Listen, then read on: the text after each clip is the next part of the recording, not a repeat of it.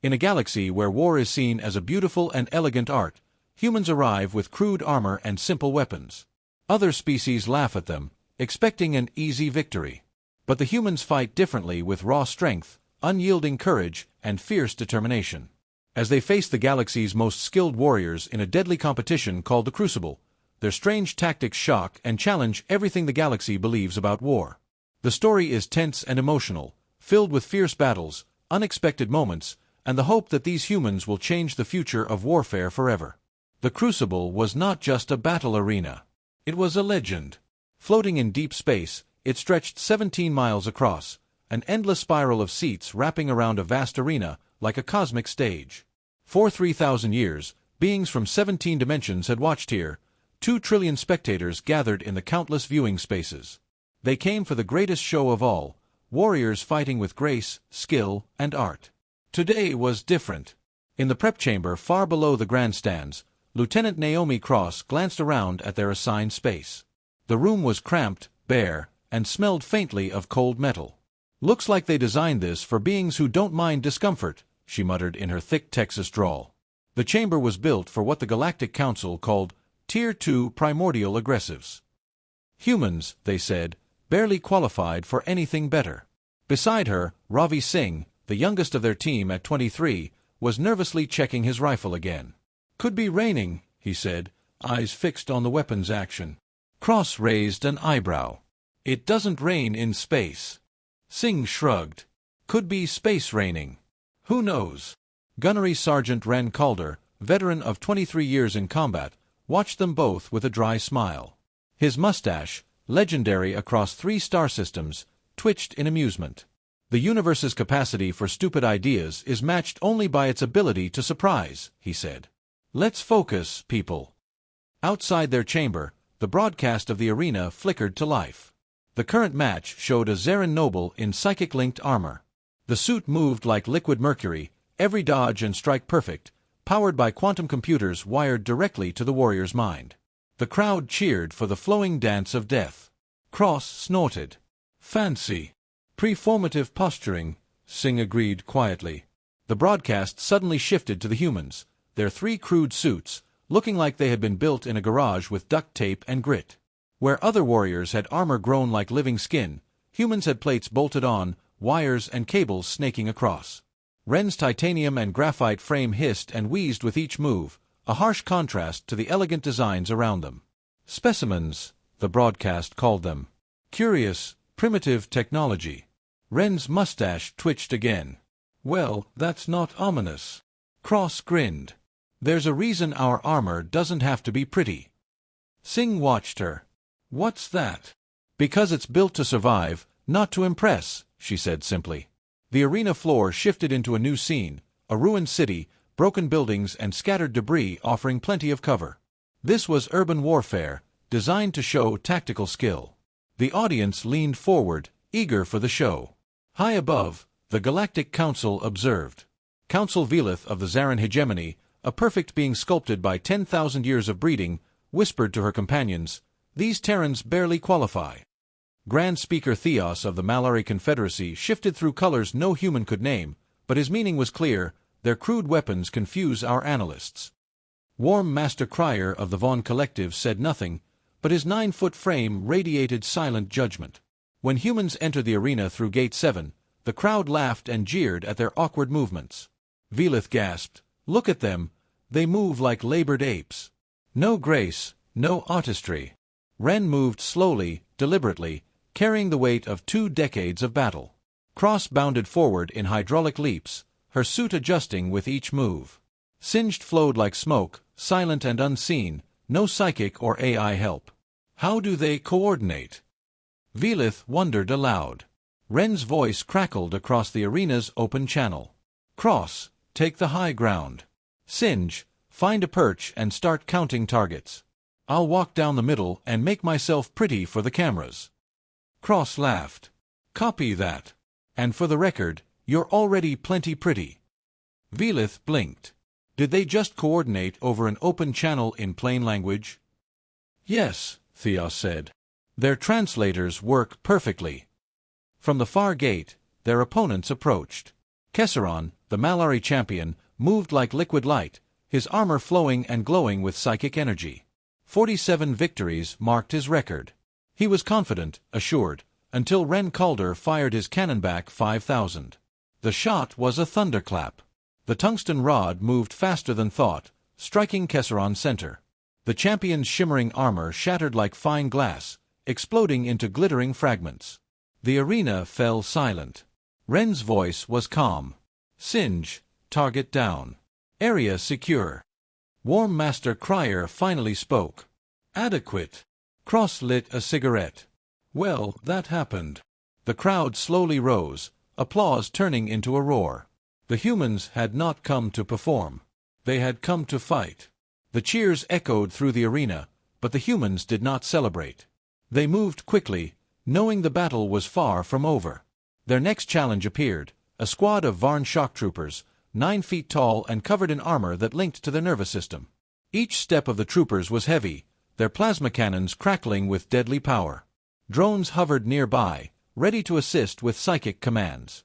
Cross whispered over the comm, "Gunny, you want to handle the big one, or should I introduce him to Mama's cooking?" Ren chuckled. "Your show, Lieutenant. Try not to break the arena."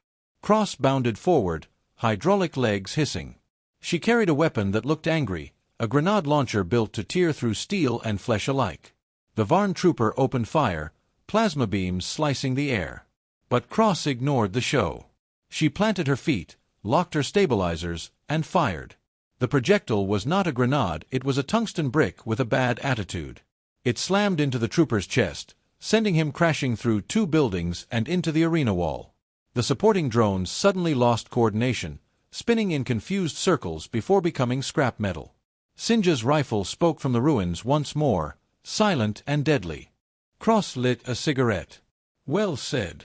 The crowd erupted again, but this time it was not the refined applause of a well-choreographed fight. It was raw, primitive awe, the sound of 2 trillion beings realizing this was something new. High in the observation deck, Council Velith could only watch in disbelief. These Terrans are not warriors. They are barbarians. Warm Master Crier's voice rumbled, "They bring crude weapons into a place of art and they win." Theox, the Malari, shimmered through colors of deep thought. "Do we allow them to continue?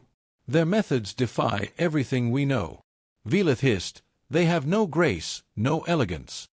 Crier's voice was firm. "They understand war.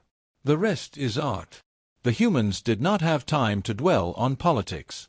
Their next fight was already waiting. 12 Varn soldiers in power armor, supported by drones and artillery. Cross laid down suppressive fire, turning cover into flying debris. Singe moved like smoke, picking enemies off one by one. Ren advanced straight through the middle, absorbing return fire and calmly eliminating targets. The crowd watched in stunned silence. The humans moved as one, efficient and deadly, without wasted motion or unnecessary risk. Velith whispered, "They don't try to be artistic." Theox agreed. "They are terrifyingly efficient."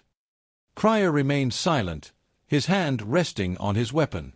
The next challenge was the Triton-class warrior, a 15-foot bioengineered giant with energy shields and drones. It fought fiercely, lasting 3 minutes before Singe put a depleted uranium slug through its primary sensor. Ren destroyed its shield generator with a shot that left his armor smoking. Cross finished it with her explosive harpoons. The arena was silent. This was no longer a battle, it was a lesson. The humans looked tired but focused. They knew the next level would be even harder. Level 5 transformed the arena into a ruined city, 3 square miles of chaos. Automated defenses, hunter-killer drones, environmental hazards, all designed to test skill and courage. Most warriors spent hours navigating this maze. The humans did not bother. Singe found a collapsed skyscraper and took out the command node coordinating the defenses with precise shots. "Area denial systems are down," he reported. Ren and Cross began their advance. They did not dodge or sneak. They destroyed everything in their path. Buildings exploded, turrets melted, drones shredded. They moved like a natural disaster, unstoppable and unyielding.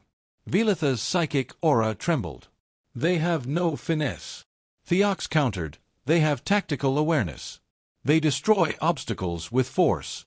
Cryer's voice was calm. That is how war works. The humans faced their final challenge for level 5, a squad of elite Varn commandos in stealth armor. The commandos assumed their invisibility made them safe. They were wrong. Singe tracked their boot prints and disturbed air patterns. His rifle fired 6 times. 6 commandos fell. The arena was silent again. Level 5 was complete, a record time of 17 minutes. Most warriors took 3 hours. Ren checked his ammunition. 2 more levels. Cross nodded. Starting to wonder if we thought this through. The galaxy's leaders panicked. Strategies rewritten, weapons redesigned. A small blue world had reminded them all what war really meant. The arena cleared swiftly, revealing a flat, polished floor. No cover, no tricks. Just 2 opponents, 50 meters apart, human warriors against Theodora, the reigning champion. She was a Varn, but no ordinary fighter. Her crystalline armor shimmered like a deadly prism, her 4 arms moving with terrifying speed. 6 years undefeated, her name whispered in fear across 17 star systems. Ren, Cross, and Singe stood ready. Ren hefted his cannon back 5,000, his armor battered but steady. Cross adjusted her weapon systems, while Singe's rifle was loaded and silent. Theodora's voice echoed clearly, full of cold disdain. Terrans fight without art, without grace. You know nothing of war's true meaning. Ren answered simply, we fight to win. Everything else is detail. The battle erupted with impossible speed. Theodora moved faster than human eyes could track, a blur of blades and plasma. Cross barely raised her weapon in time to block a strike that made her armor scream in protest. Sparks flew as Theodora's monomolecular blades cut through the air. Singed fired, tracking the impossible movement, but his shot missed. The champion reappeared beside him, her blade slicing a narrow path where his head had been moments before. Ren waited. Patient. The cannonback was slow but devastating. Theodora attacked from all sides, forcing Cross to the ground with brutal blows. Singe dove for cover that did not exist, wounded but alive. Then Ren did something unexpected. He dropped the heavy armor, the suit that had become his shield and strength. Beneath, only a pressure suit remained. Moving freely, unburdened by machinery, he became something else. Theodora faltered, surprised by the sudden change. Ren advanced with raw, human determination. He fought not with power suits or enhancements, but with cunning, speed, and will. Their faces were close, predator against predator, artist against pragmatist. Ren twisted, snapping Theodora's crystalline arm. She screamed, a sound carrying through dimensions. Her weapons fired wildly but missed as Ren rolled away and rose. Theodora raised her shield, but Ren's next shot tore through it like it wasn't there. She fell, broken and defeated. The arena was silent before the crowd erupted in cheers. The humans had done the impossible. The next battle came quickly. Warm Master Cryer, a war legend who had never been defeated in 9 centuries, stepped onto the field. He was a mountain of muscle and armor, wielding a 2-handed sword that bent gravity itself. His reputation was terrifying. Fleets toppled, governments conquered, enemies crushed beneath his fists. Ren studied Cryer carefully. This was no artist but a soldier, brutal and direct.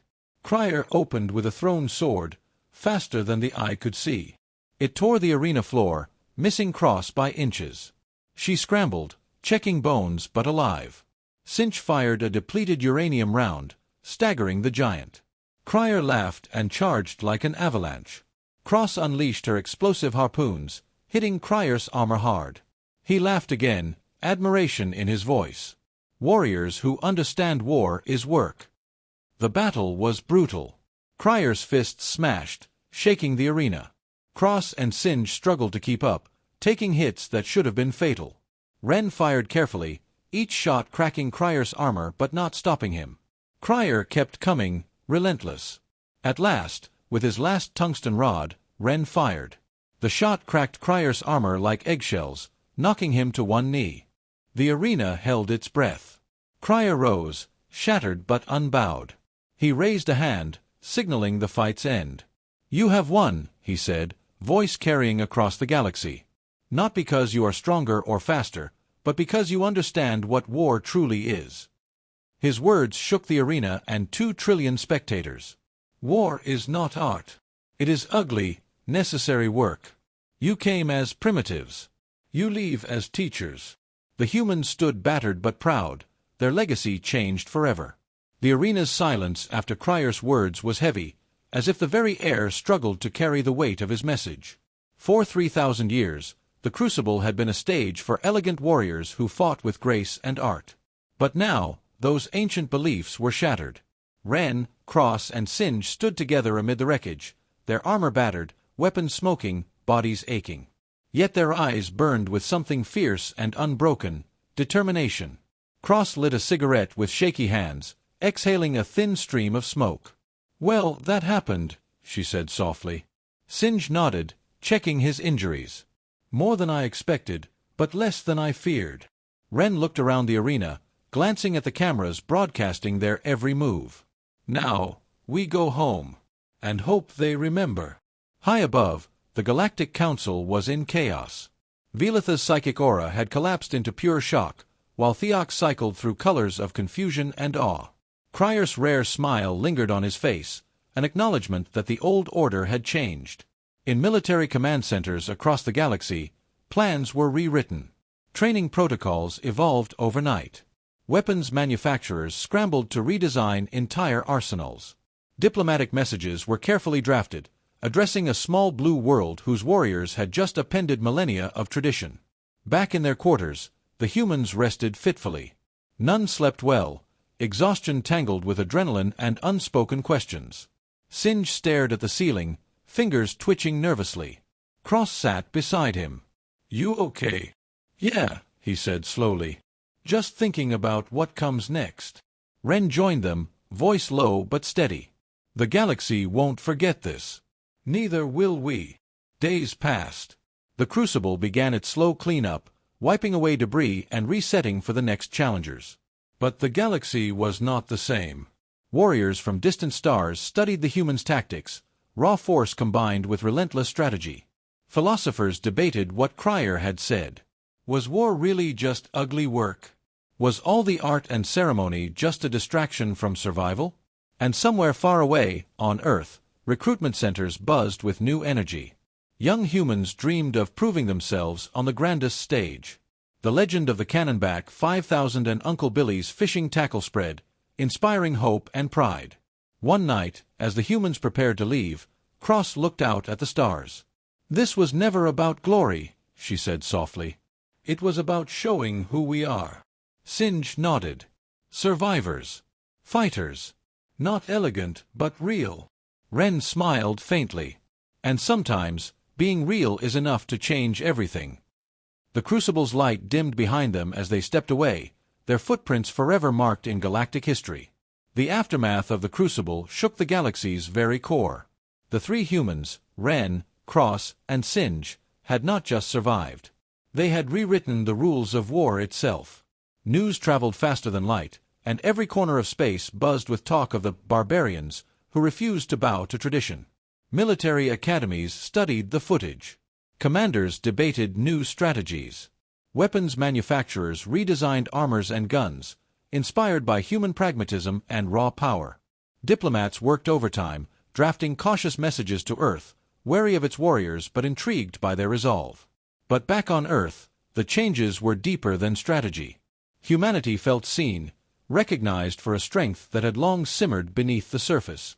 Recruitment centers overflowed with eager faces, young and old, ready to prove their worth on the galactic stage. The stories of the Cannonback 5000 and Uncle Billy's fishing tackle became legends whispered around campfires and in crowded barracks.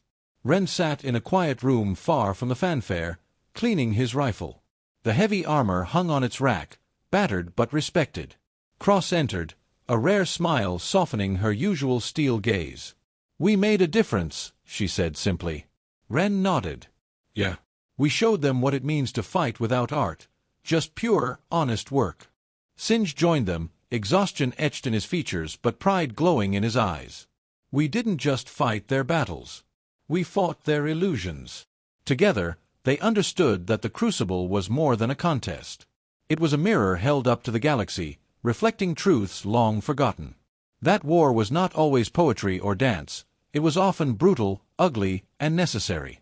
That survival required courage, cunning, and sometimes, the willingness to do what others wouldn't. Far above them, in council chambers and command centers, debates raged. Some called for bans on human technology, others begged to learn from it. But one thing was clear: the era of elegant warfare was over. The galaxy had been awakened to a new reality. The humans were no longer just specimens or curious primitive warriors. They were teachers. Warriors who reminded the cosmos that sometimes, to protect what is beautiful, you must be willing to do the ugly work. As Earth's blue-green light shone through the vastness of space, Ren, Cross, and Singe prepared for the next challenge, not just in battle, but in changing the hearts and minds of countless worlds. The Crucible had ended. A new chapter had begun.